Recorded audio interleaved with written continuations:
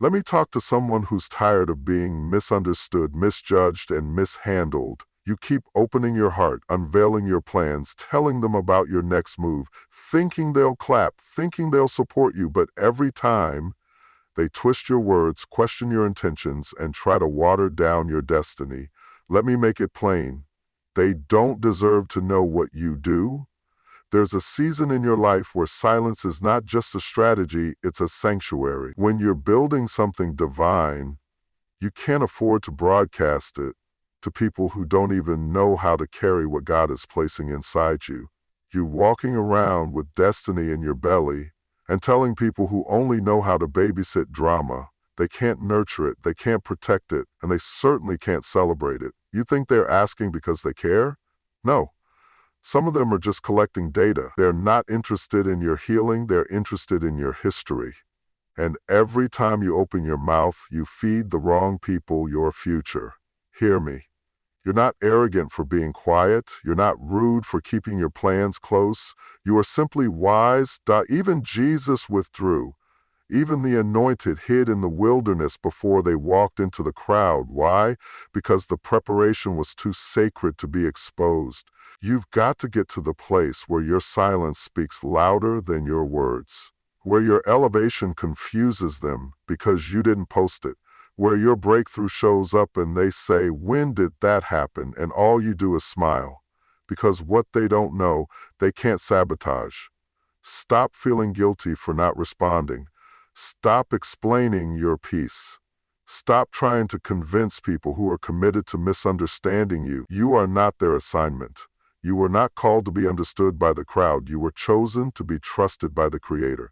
So stay quiet, stay focused, stay hidden, because when God finishes what He's doing in you, they won't have to ask what you do. They'll see it.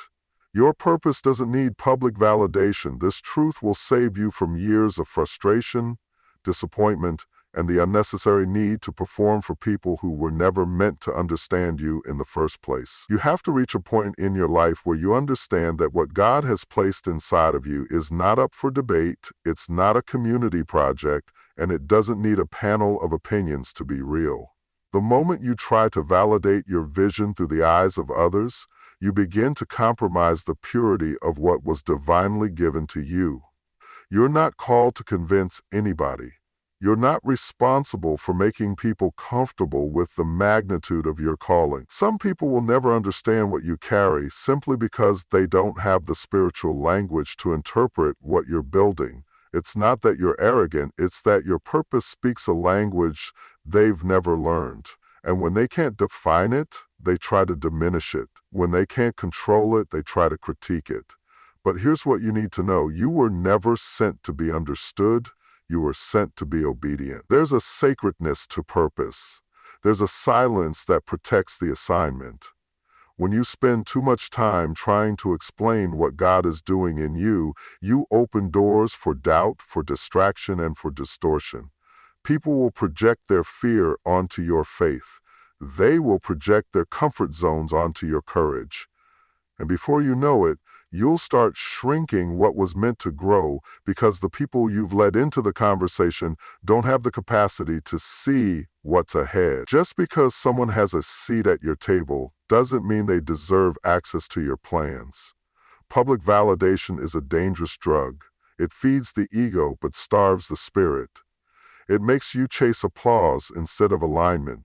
It makes you post for approval instead of preparing in private. And the more you depend on people's claps, the more you become a prisoner to their silence.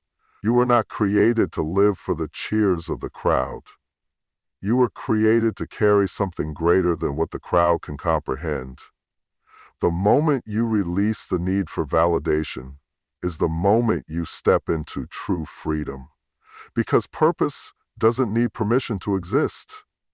You don't need to broadcast what you're building.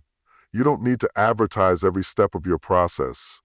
What is real doesn't need to be loud. The oak tree doesn't have to explain itself to the weeds. The eagle doesn't ask the pigeons how high it's allowed to fly. You have to get to a place where your confidence is rooted in God's confirmation, not people's compliments. Some of the most powerful moves in your life will happen in silence, behind closed doors, when nobody sees you but God. And that's enough. Let them wonder, let them speculate, let them ask questions. You don't owe explanations for what's already been established in eternity. So many people lose momentum because they wait for others to co-sign what's already been divinely signed off. But when God spoke it into your spirit, He didn't consult a committee. He chose you, He equipped you, He anointed you, and He did it without checking with your critics. That should tell you everything you need to know. Purpose is not a popularity contest. It's not about likes, shares, or followers. It's about obedience. It's about intimacy. It's about knowing that even when nobody claps, you still carry the fire. What is sacred must be protected in silence. When something is sacred, it is not meant for casual conversations, for temporary minds, or for the hands of the careless. Sacred things carry weight. They hold value not because everyone understands them, but because they carry a divine signature. And in this world that thrives on exposure, constant sharing, and public validation, it becomes easy to throw your pearls before swine, hoping that someone will treat your sacred thing with the reverence it deserves. But you must learn that not everyone is worthy of what you carry. There's a reason some things are hidden in the womb before they are born. There's a reason seeds are planted in the dark before they ever see the sun. Growth happens in silence. Power is formed in privacy. And when you start to reveal sacred things prematurely, you open the door for voices that were never authorized to speak into your destiny. Silence is not weakness. Silence is a shield. It is your protection against the premature opinions of people who are not assigned to your purpose. It is the barrier between your calling and their commentary. And if you break that barrier too soon, you risk contaminating what was meant to develop in divine secrecy. Some people are not just unqualified to receive what you carry, they are dangerous to it. They don't understand the process. They don't understand the pressure. They don't understand the cost. They only see the surface. They only see the benefits. And if you give them access too early, they'll mishandle the process because they can't comprehend the promise. Sacred things must be hidden until they are mature enough to stand on their own. Just like a child in the womb, your purpose must be nurtured, protected, and kept away from environments that would do more harm than good. There is a spiritual discipline in withholding. Just because you know doesn't mean you need to say. Just because you see doesn't mean you need to show. Revelation without restraint can ruin what could have been miraculous. You have to learn how to sit with the sacred. You have to learn how to carry vision without needing validation. When something is holy, you don't parade it, you preserve it. You don't post it, you pray over it. You don't debate it, you develop it. And you keep it in the secret place until the right time, until the right season, until the right platform.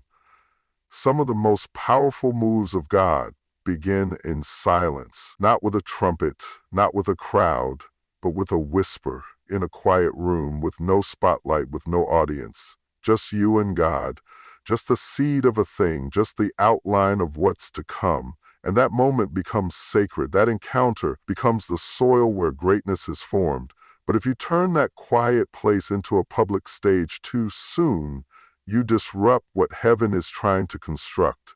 Many people don't realize how fragile divine timing is, how easy it is to derail the process when we start inviting unqualified voices into something that was never theirs to manage. The enemy doesn't always come to destroy what you're doing. Sometimes he just comes to distract you into exposing it too soon. He knows that if he can't stop the purpose, he can at least sabotage the process. And all it takes is one conversation with the wrong person, one confession to the wrong ear, and you find yourself second-guessing what you once knew with certainty. You don't need to explain your growth to people who aren't growing.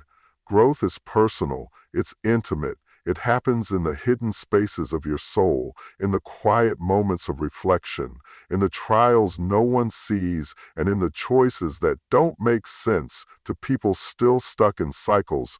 you've already broken out of. When God starts maturing you, stretching you, elevating your mindset, and pulling you into deeper waters, it's not your responsibility to slow down and make sure others understand the path you're on. Some people are comfortable in dysfunction.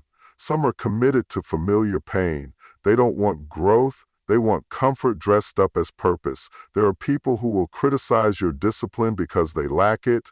They will question your boundaries because they've never set any. They will call you too deep because they're not willing to explore the depths of their own soul.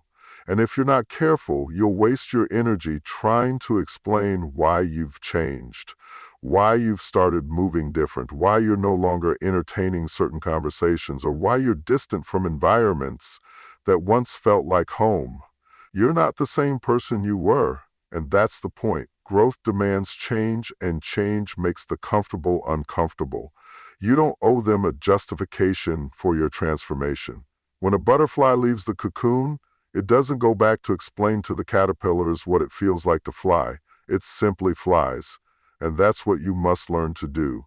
Fly in silence, grow without guilt, walk in your new skin without shrinking to fit into the old space. There are people who are more committed to the version of you that served their convenience than they are to the real version of you that's now walking in truth. They want access to you, but only if it means you stay the same. The moment you evolve, they start to retreat. Not because you did something wrong, but because your growth exposed their stagnation. Some will say you've changed like it's a crime. Yes, you have. You've outgrown the drama. You've outgrown the gossip. You've outgrown the habits that drained you. You've outgrown the late-night texts with no purpose, the shallow friendships, the unspoken resentment. You've outgrown trying to please everyone, and now you're finally learning to please God and protect your peace. That kind of growth will always come with separation. It will cost you the crowd, but what you lose in quantity you gain in quality: peace of mind, clarity, purpose, and a deeper connection with who you're becoming. Growth is not always loud. Sometimes it's quiet, unannounced. You just start moving differently. You start saying no when you used to say yes. You start waking up with focus when you used to wake up in confusion. You start taking care of yourself emotionally, mentally, spiritually, and that silent shift disturbs the people who were benefiting from your brokenness. They liked the version of you that tolerated disrespect, that settled for less, that stayed in cycles just to keep the peace. But now that you're healing, elevating, becoming, it's revealing who was truly for you and who was just familiar with you. And so, you don't need to sit down and give a presentation about your growth. You don't need to craft explanations or apologize for the distance. If they can't see it, they were never supposed to walk with you through it. Not everyone is called to go with you. Not everyone is qualified to understand the layers of your becoming. Growth is your responsibility, not their revelation. You are evolving for your future, not their comfort. Let them think what they want. Let them assume. Let them misinterpret the silence, the changes, the distance. Your life will speak louder than any explanation ever could. Public validation is a dangerous drug. It starts subtly with a little applause here, a like there, a compliment that strokes the ego just enough to make you crave more of it. Before you know it, you start measuring your worth by the reactions of others. Your confidence becomes dependent on someone else's claps. Your identity gets wrapped up in views, approval, and attention. And the danger is that the more you feed off of it, the more disconnected you become from your true self. You start performing instead of living. You start posting for applause instead of building in purpose. And eventually you can't tell the difference between who you are and who they want you to be. When you live for public validation, you become a prisoner to public opinion. One minute they love you, the next they ignore you. One day they're cheering for you, the next they're questioning your every move. That kind of instability will rob you of peace and clarity. It will make you hesitant to move without approval, scared to take risks without consensus, anxious about being misunderstood. But growth doesn't come with guarantees of applause. Purpose doesn't wait for the crowd. Sometimes you have to walk into rooms alone. Sometimes You have to build with no audience. Sometimes you have to clap for yourself when no one else is watching. The world has trained us to chase visibility. The louder you are, the more valuable they say you are. But visibility doesn't equal value. There are people in the spotlight with no substance. There are people on platforms with no foundation. There are voices with influence but no integrity. If you're not rooted in something deeper than public validation, the moment the applause stops, your identity will collapse with it. You were not created to live off of likes. You were created to live out of purpose. And purpose is often quiet, it's often lonely, it's often misunderstood, but it's real, and it sustains you when the spotlight fades. People will try to define you based on a moment they saw, a post you made, a rumor they heard. They'll try to reduce you to a label that fits their level of understanding. But what they think of you is not your responsibility. The real danger comes when you start shaping your life around their perception. When you start editing your calling to fit their comfort. When you begin performing for an audience that never paid the cost of your process. They weren't there when you were crying in the dark. They didn't see the nights you questioned your worth. They didn't hold your hand when you had to fight through self-doubt, loss, or trauma. So why give them power over your purpose? The more you depend on validation, the more you delay your vision. Every time you wait for someone to say, "You're doing great," before you believe it, you're giving away power that was never meant to leave your hands. Confidence isn't something they give you, it's something you cultivate within. You have to learn how to encourage yourself. How to trust the quiet voice of God within you more than the loud opinions of the crowd. Because if you don't, you'll always be second-guessing, always be chasing, always be adapting, always be editing your essence to fit the mood of people who don't even know what you're called to do. This drug of validation numbs you to the deeper work. It keeps you addicted to surface-level affirmation while your soul starves for meaning. It makes you trade authenticity for attention, and once you make that trade, it becomes harder to return to yourself. You start filtering every action through the lens of will they approve instead of is this aligned? You start fearing failure not because it hurts, but because it might embarrass you. You become more concerned with optics than obedience, more focused on praise than purpose, more driven by performance than progress. They don't need to see your roots to witness your fruit. In a world obsessed with appearances and surface-level success, we've forgotten that the strength of a tree is not in its branches but in its roots. What's hidden beneath the soil is what determines whether that tree can stand the storms, survive the droughts, and still produce fruit in season. And in your life, it's not what people can see that's holding you together. It's what they don't see. It's the hours in prayer. It's the battles in silence. It's the nights you cried yourself to sleep and still woke up and chose to keep going. Those are the roots. That's the depth. That's the part no one applauds, but everything depends on. In this culture, people want to celebrate your fruit but mock your process. They want the final product without the behind-the-scenes struggle. They want to taste the sweetness of your success but laugh at the season when nothing was growing. But you don't owe anyone a tour of your roots. You don't have to open up every chapter of your process to validate your outcome. The fruit speaks for itself. A tree doesn't shout about its roots. It simply grows, and in due season the fruit reveals the strength beneath the surface. In the same way, your life, your progress, your endurance, it all testifies even when your struggle remains unseen. There are things that happened in your past that nobody knows about, and yet you're still standing. There are private tears, hidden wounds, and secret sacrifices that people will never be able to comprehend. But those things shaped you. They anchored you. They became the foundation that now allows you to walk with confidence. Not because life has been easy, but because your roots have grown deep. You've learned how to be grounded. You've learned how to be still when everything is shaking. You've learned how to find strength in solitude. You've developed roots of discipline, of character, of faith, and you don't need to defend those roots to people who only care about the fruit. People will see you rising and start assuming they know your story. They'll comment on your shine without ever considering your shadow. They'll compare their chapter 1 to your chapter 20 and call it unfair, not realizing that while they were being loud, you were being rooted. While they were seeking attention, you were cultivating depth, and depth is what separates the fleeting from the lasting. Anyone can sparkle in the sunlight, but only what's deeply rooted can survive the storm. And when you understand that, you stop needing to explain how you got here.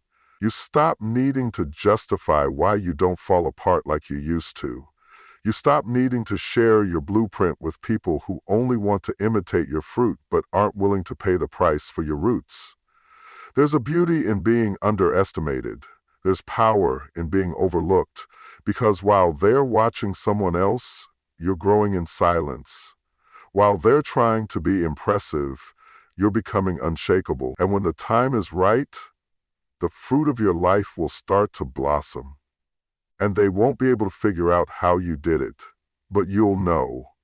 You'll remember every storm you endured, every root that grew deeper in darkness, every moment you chose to stay grounded when you wanted to run.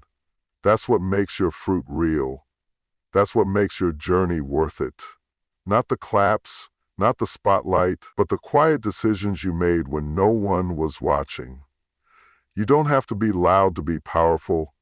You don't have to be seen to be solid. Just because your roots are hidden doesn't mean they're not working. In fact, the deeper the root, the higher the potential for growth. That's the divine order. First down, then up. First hidden, then revealed.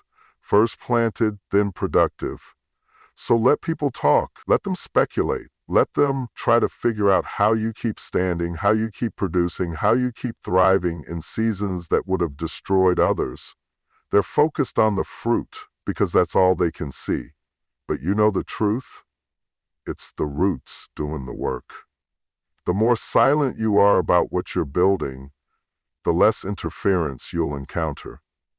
Noise invites confusion. It draws in voices that weren't meant to speak into your life, opinions that have no place in your vision, and questions that can disrupt the flow of your calling.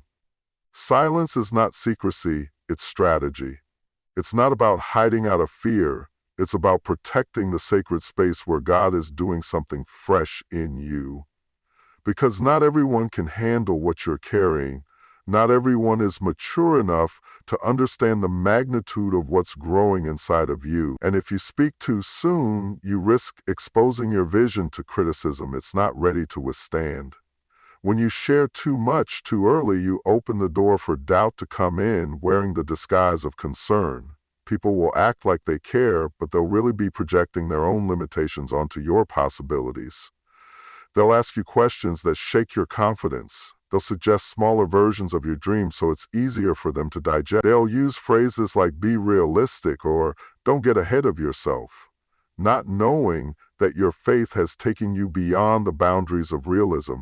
But if you're not careful, their cautious energy will start planting seeds of hesitation in you. And what was once a bold vision becomes a watered-down plan to fit the comfort of people who were never assigned to walk it out with you. Silence gives you space to incubate. It gives you time to strengthen your idea, to refine your calling, to build your stamina without the pressure of being watched. Because sometimes the weight of other people's expectations can crush something before it's fully formed. When you're constantly explaining, defending, or proving what you're doing, you shift your energy away from building and toward managing perception. And you can't build properly when you're distracted by opinions. You can't construct with your hands while you're constantly looking over your shoulder. That's why silence is sacred. It keeps you focused. It keeps you aligned. It keeps you in sync with the one who gave you the vision in the first place. There are things that need to be protected in the womb of silence before they are birthed in the presence of witnesses. Think about how the most powerful transformations happen in private. The seed breaks underground, The caterpillar transforms in the cocoon. The baby grows in the womb. These are all silent processes, unseen but powerful. They require stillness, protection, and time.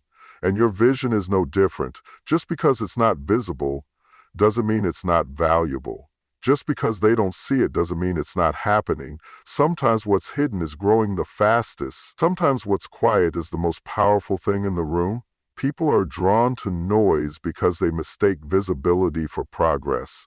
But the loudest person isn't always the most impactful, and the most visible platform isn't always the most anointed. Real power doesn't need to announce itself. It just shows up and shifts the atmosphere.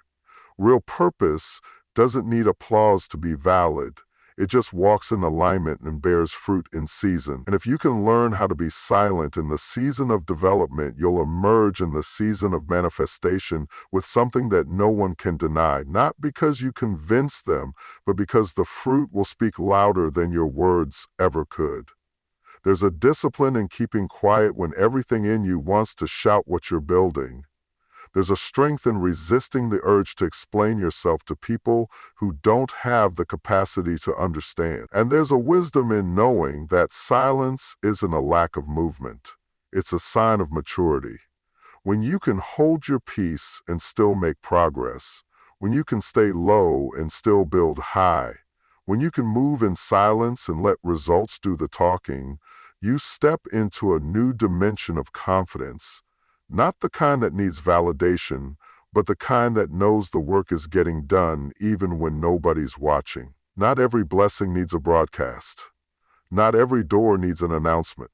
Some of the most powerful moments in your life will be the ones no one ever saw coming. So now you understand, they don't deserve to know what you do, because what you're building is not for show, it's for purpose. What you're carrying is not for applause, it's for impact. And not everyone is meant to be part of your process. Let them wonder. Let them question. Let them talk. Because the fruit of your life will answer every doubt, silence every critic, and speak louder than your explanations ever could. Walk in purpose, build in silence, and let your results reveal the power of what's been growing in the dark.